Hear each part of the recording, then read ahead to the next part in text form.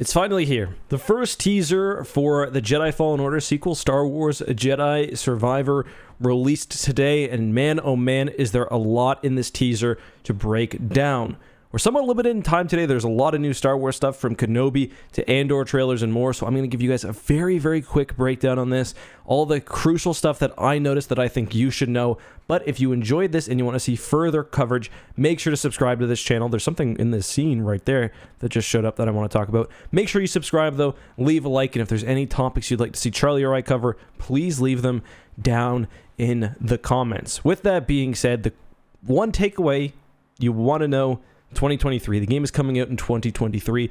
Now, I put a lot less stock in game release dates than I did, this time 5 years ago or even 3 years ago, but still worth mentioning. With that being said, let's not click that video. Let's start the trailer over. I'm going to put the audio pretty low. And by the way, guys, if you haven't seen the full trailer, this is not the way you want to do it. I'm going to be stopping. I'm going to be yapping. Click the link down in the description where I link to the official EA Star Wars YouTube channel and watch it there. All right. Start from the very beginning. I've got some theories. First of all, this back-to-bath, whatever it is, cloning chamber, tank, very, very prominent in this entire teaser. Obviously, whoever's in there is going to be important. And I think so important that they could actually be related to the title. Obviously, Jedi Survivor could be relating to Cal, but maybe there's a bit more to it.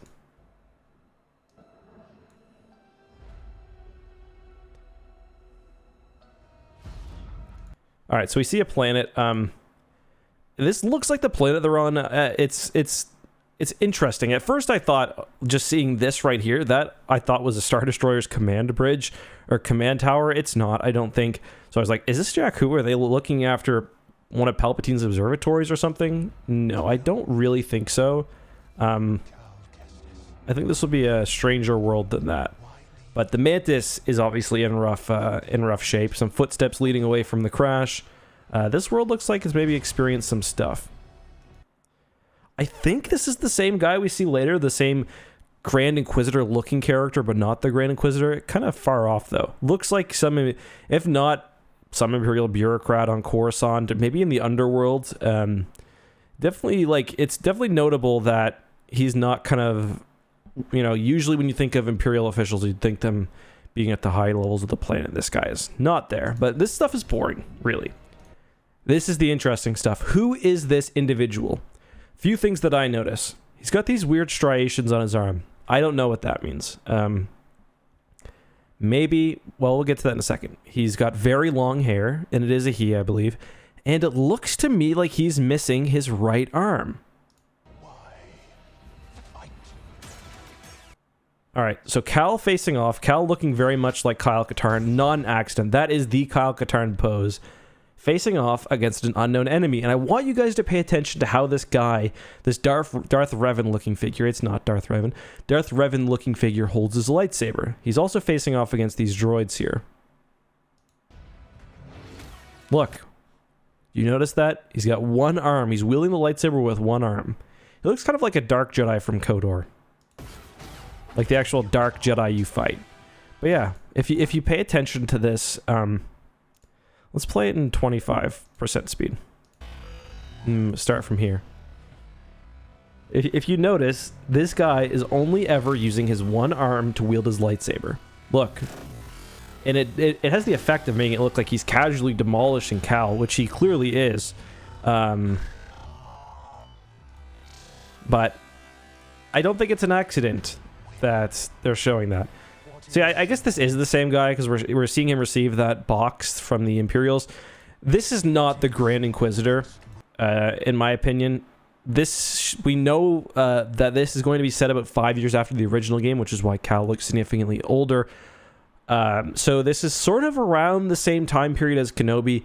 This is very clearly not the Grand Inquisitor, who's always portrayed as looking somewhat young. I mean, he is a Powin, so they kind of naturally have this aged or decrepit look on their face because of their lines. But this guy is a very clearly older Powin. He's got the same sort of head stuff going on here.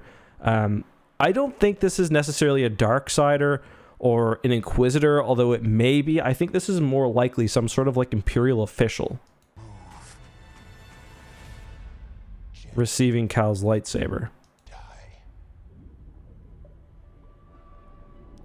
But I mean, this is the interesting part. So I've got a theory, and all we've got for this game is a title and a minute and 20-second teaser. So if there's ever a chance to be reckless and to just make stuff up, I think it's now.